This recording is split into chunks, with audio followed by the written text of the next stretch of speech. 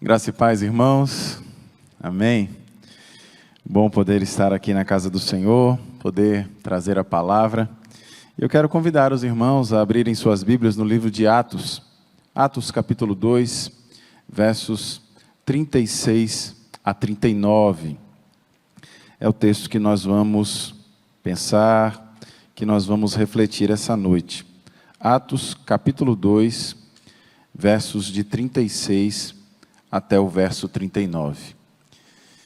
E o texto sagrado ele diz assim: todo o povo de Israel deve ficar bem certo de que este Jesus que vocês crucificaram é aquele que Deus tornou Senhor e Messias.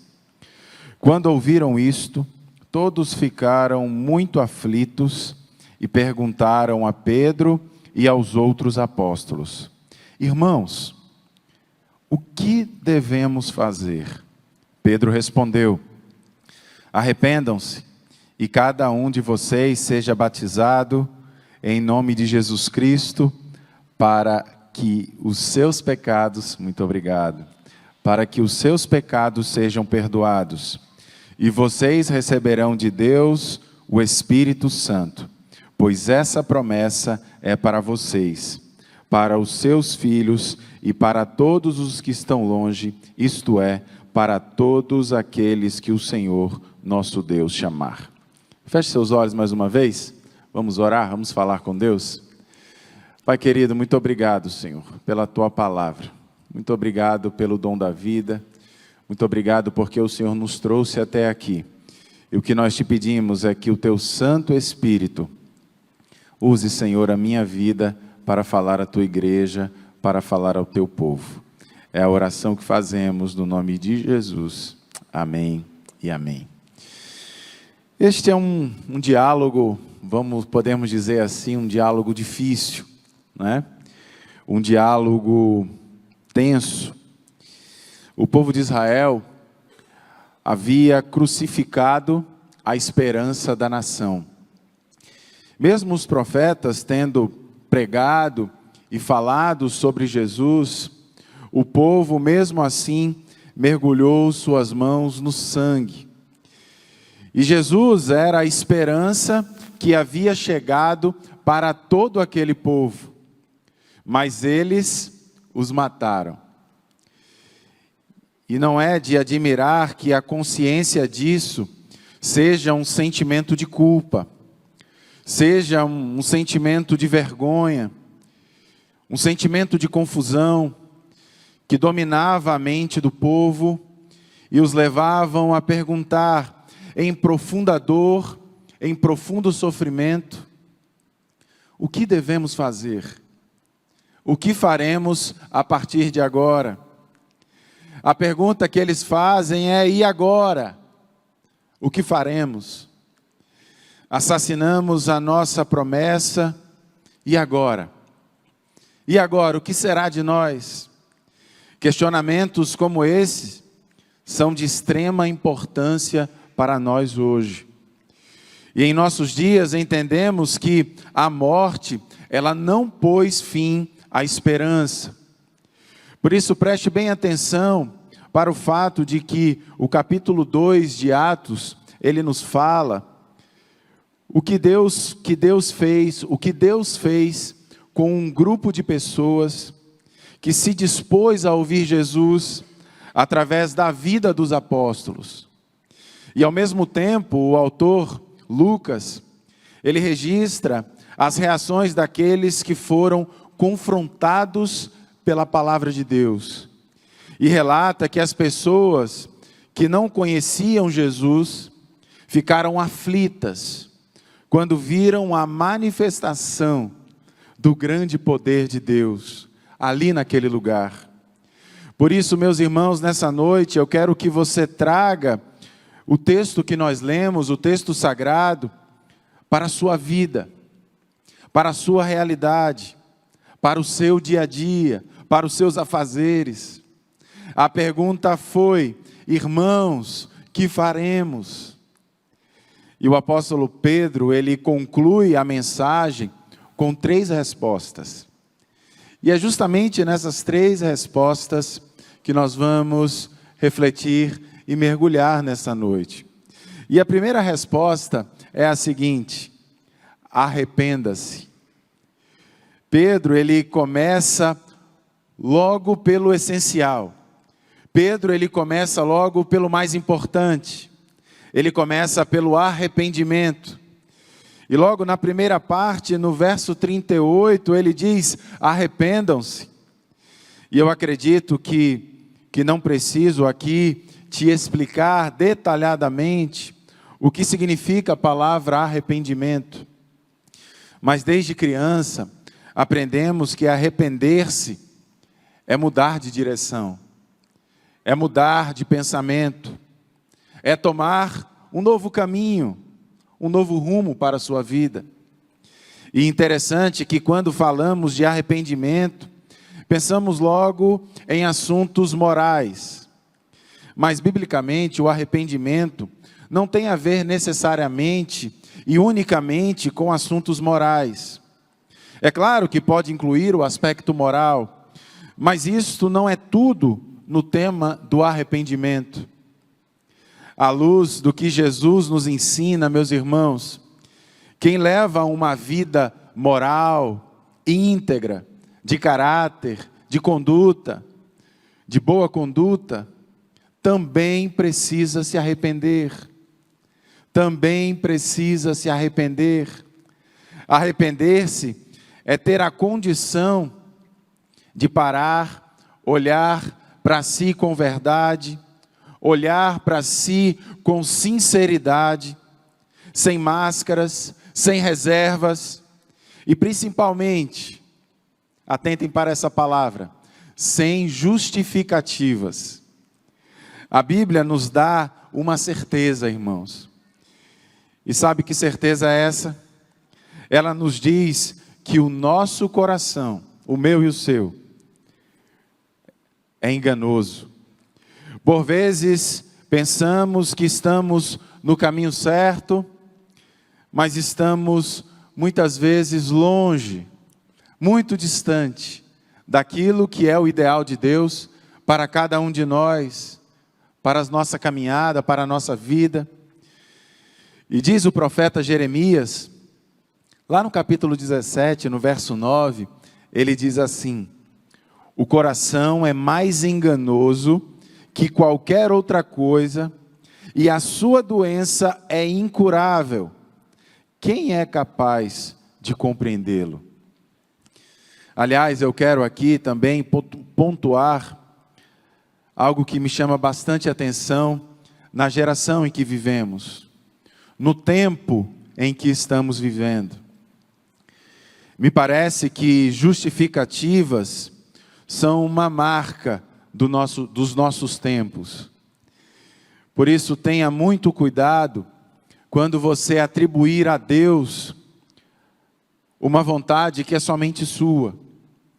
Quando você atribuir a Deus uma vontade que apenas nasce ali do seu coração, das suas experiências. O coração enganoso, meus irmãos, procura justificativas para atitudes impensadas, para atitudes precipitadas. O coração enganoso, prestem bem atenção, ele é dominado pela impulsividade. Jesus, meus irmãos, é o caminho, a verdade e a vida. E se não estivermos nele, certamente estaremos caminhando para longe do nosso Deus. Por isso Pedro diz: arrependam-se. A verdade é que quanto mais perto de Deus estamos, mais existirá em nós a consciência do arrependimento. Mais existirá a consciência em nós de que precisamos nos arrepender, de que precisamos mudar o nosso caráter, mudar a nossa vida e vivermos de acordo com as Sagradas Escrituras. Veja só o que diz a carta de Paulo aos Romanos, no capítulo 3, versos 10 a 12. e também os versos 22 a 24.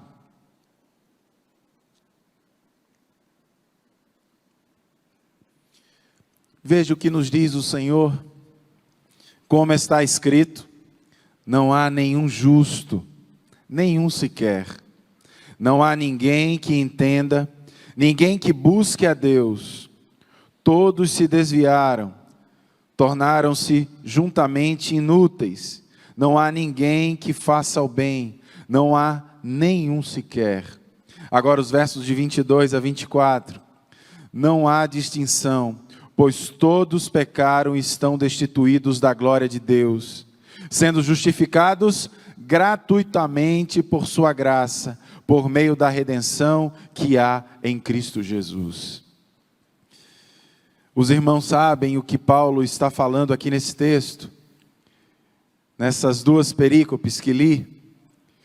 Sabem quem são os que se desviaram? Sabem quem são essas pessoas?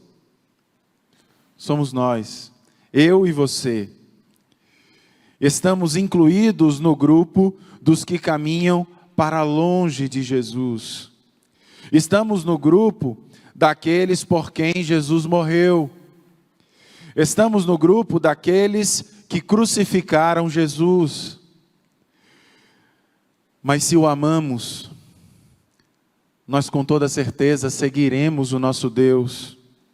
E se cremos que Ele tem o poder para perdoar as nossas iniquidades, se cremos que Ele tem o poder para perdoar os nossos pecados, nossas tolices, então Ele vem, nos abraça, nos acolhe, e assim então Ele nos dá a condição de fazermos parte daqueles que aceitaram a condução de Jesus.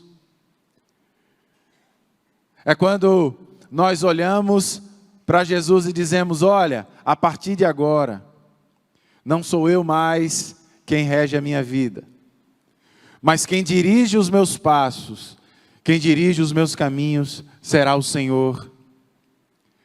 Sem a cruz, estaríamos perdidos, estaríamos fadados à morte eterna.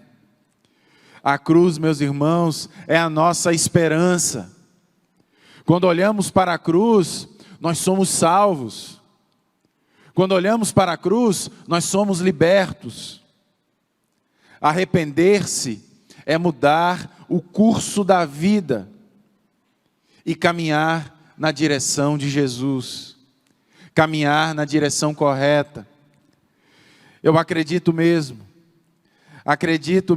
que sempre é hora de mudar de direção. Sempre há tempo de voltar e buscar uma nova orientação, uma nova direção, uma nova vida. Seja como profissionais que lutam por um mundo mais justo, sejam como pais de família que amam seus filhos, que amam suas esposas, sejam como filhos que amam os seus pais, como jovens, úteis, fortes para o reino de Deus, submissos à palavra de Deus, ou talvez como adolescentes que se engajam no reino de Deus, como mães que lutam por suas famílias, pelos seus filhos, mães que edificam suas casas com sabedoria, baseado na palavra de Deus. Por isso, meus irmãos, precisamos continuar seguindo a orientação da palavra de Deus. Arrepende-se, ainda há tempo, arrependam-se. Mas eu quero caminhar para a segunda resposta que Pedro nos traz. E a segunda resposta que ele nos traz é a seguinte: seja batizado. É isso mesmo, seja batizado. Aquele que reconhece que a morte de Jesus na cruz, aquele que reconhece a morte de Jesus na cruz, ele deve tomar uma segunda decisão. Ele deve ser batizado. Acompanhe o verso 38 do texto que nós lemos, que diz assim: cada um de vocês seja batizado em nome de Jesus Cristo, para que os seus pecados sejam perdoados. A Bíblia nos diz que a decisão do arrependimento é uma decisão pessoal. Você deve se arrepender sozinho. Eu não posso me arrepender por você. É algo que você precisa conversar com Deus. É algo que somente entre você e Deus e mais ninguém. Você deve se arrepender sozinho, porque esta é uma decisão sua, pessoal, diante de Deus. Mas o ato de batizar-se é algo público. E no Evangelho de Jesus, a publicidade dos nossos atos também é muito importante, porque é um sinal de obediência às Sagradas Escrituras. É um sinal de obediência a Deus. É um sinal público de que você pertence ao Senhor Jesus. É um compromisso firmado diante dos seus irmãos, diante da sua igreja, diante dos seus amigos, diante das pessoas que você conhece. Por isso, ouça e preste atenção. Quando Pedro ele relaciona batismo e perdão dos pecados, ele nos mostra que o batismo é para quem se arrependeu de verdade dos seus pecados. O batismo não é um meio para se obter perdão de pecados. O batismo não é um meio para se obter a salvação, mas é a prova pública de que este perdão foi desejado, de que este perdão foi realizado em nossas vidas. Mas o que mais me chama a atenção nesse discurso de Pedro é uma das tarefas da igreja, que é batizar aqueles que vão sendo salvos. E sabe, irmãos, Pedro ele está nos ensinando que nossa existência como igreja do Senhor Jesus não pode ser um fim em si mesma. Não podemos ficar parados, olhando somente para o nosso umbigo, para dentro de nós. Mas muito pelo contrário, nós existimos para que o mundo saiba que Cristo é o Senhor, que Cristo é o Senhor das nossas vidas, que Jesus é o único caminho, e para que outros conheçam a promessa da vida. Veja só o que diz o Evangelho de João no capítulo 17, versos 22 e 23.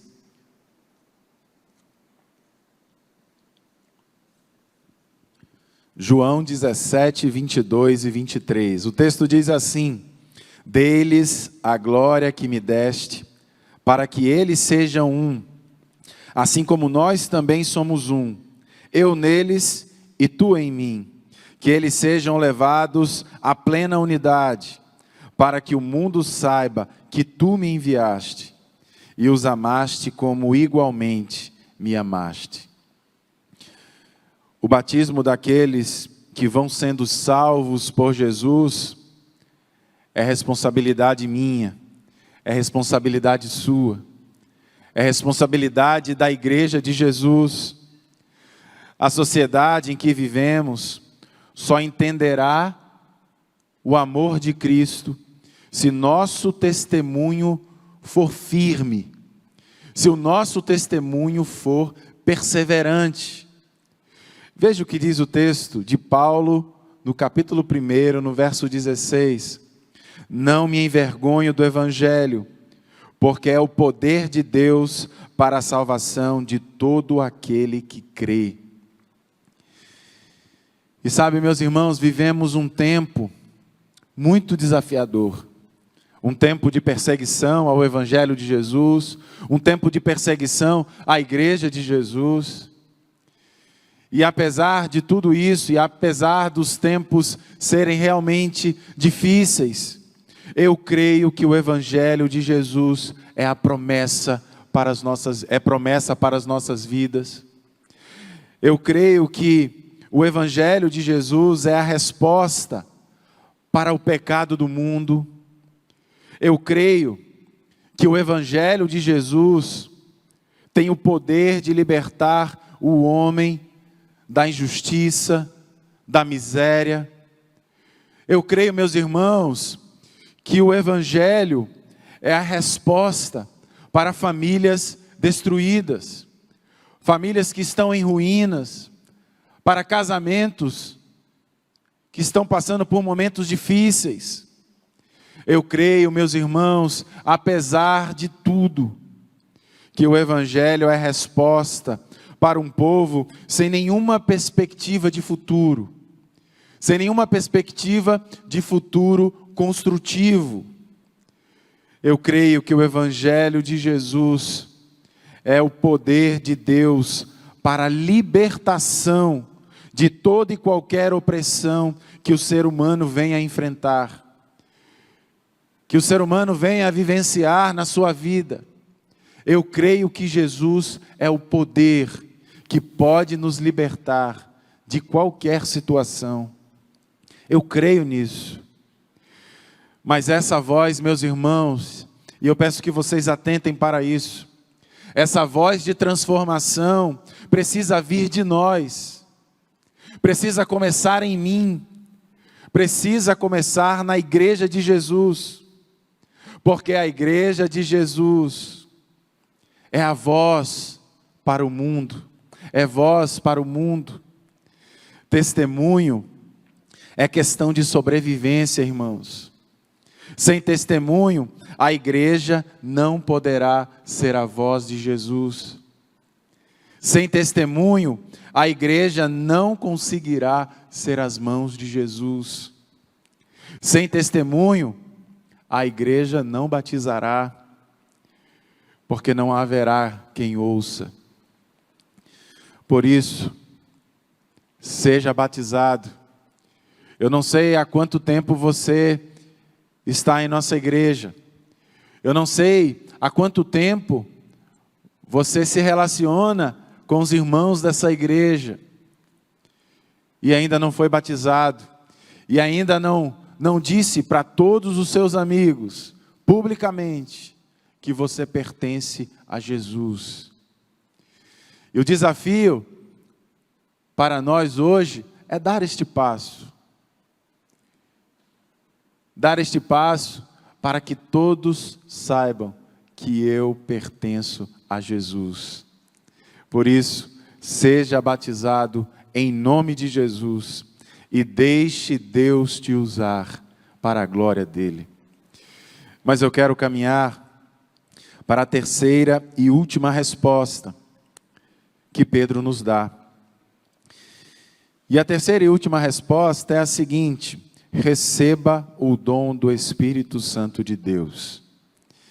O texto diz: e vocês receberão de Deus o Espírito Santo. A palavra receba nos nossos dias ganhou um outro tipo de conotação, não é, irmãos? Receba a bênção, receba a vitória, receba e receba. Mas hoje eu quero lhe falar: receba o dom do Espírito Santo de Deus, meu irmão e minha irmã. Receba em sua vida. Veja o conselho que Pedro nos dá no verso 38. Ele diz assim: arrependam-se e cada um de vocês seja batizado em nome de Jesus Cristo, para perdão dos seus pecados, e receberão o dom do Espírito Santo. Deus é muito bom, não é, meus irmãos? E sabe o que significa esse conectivo e receberão? Significa a prontidão de Deus para conceder o dom do Espírito Santo de Deus a cada um de nós. É uma promessa que Ele quer cumprir nas nossas vidas. Mas a promessa, ela está condicionada à primeira resposta que nós falamos. Está condicionada ao arrependimento. Mas pastor, que dom é esse? Que eu já ouvi falar, mas não sei como é. A primeira carta de Timóteo, no capítulo 2, nos versos 4 a 6, diz assim: o apóstolo nos ensina que o desejo de Deus é que todos sejam salvos e cheguem ao pleno conhecimento da verdade. Porque há um só Deus e um só mediador entre Deus e os homens, Cristo Jesus, homem, o qual se deu a si mesmo em resgate por todos. Esse dom, meus irmãos, é uma grande prova do amor de Deus por nós. É a paz que tanto almejamos. Uma paz inigualável que nasce desta amizade com Deus, deste relacionamento íntimo com o Senhor. É aquela paz que nos faz sentir seguros, mesmo em dias difíceis, mesmo diante do medo que muitas vezes, frequentemente, bate às nossas portas. É aquela paz que nos permite conviver com pessoas que são diferentes de nós, pessoas que pensam diferentes de nós, e pessoas que muitas vezes agem contra nós. O Espírito Santo de Deus derrama sobre nós tanta paz, que conseguimos sim conviver com pessoas assim. É aquela paz que nos dá a certeza que nosso presente, que o nosso futuro estão sob os cuidados do melhor cuidador. Estão sobre os cuidados de Deus, porque não importam as circunstâncias, Deus sempre estará conosco. É aquela paz que nos permite enfrentar a perspectiva da dor, a perspectiva da morte, apesar de estarmos muitas vezes com os nossos corações torcidos pelo sofrimento, pela dor, mas estaremos em paz. Nem dinheiro, nem ocupações, nem títulos podem tirar de nós esta paz que somente Cristo pode dar. Porque esta paz é o próprio Cristo. Começa nele, termina nele, é dom do Espírito, é dele para nós. É privilégio de homens e mulheres que decidem se arrepender e recomeçar uma nova caminhada com Jesus. E eu quero caminhar para o fim desta reflexão. Eu quero concluir com o verso da promessa. Se você descer um pouquinho mais, no verso 39, veja só o que diz o texto. Pois essa promessa é para vocês, para os seus filhos e para todos os que estão longe. A única esperança dos pecadores está nas promessas de Deus. E promessas semelhantes a essas ocorrem lá em Isaías, no capítulo 44, no verso 3, quando ele diz: derramei o meu espírito sobre a tua descendência e minhas bênçãos sobre tua descendência. E promessas semelhantes também podemos ver em Isaías 59, verso 21, que diz: o meu espírito está sobre ti, e as minhas palavras que eu coloquei na tua boca não se apartarão dela, nem da tua semente, nem da semente da semente, diz o Senhor, de agora em diante e para sempre. O meu desejo, meus irmãos, a minha oração é que possamos estar amparados nas promessas do nosso Deus. que possamos nos arrepender, que possamos ter um relacionamento íntimo, de amizade, um relacionamento íntimo com o Senhor, que possamos nos batizar e darmos de verdade testemunho do amor de Cristo a pessoas que ainda não o conhecem.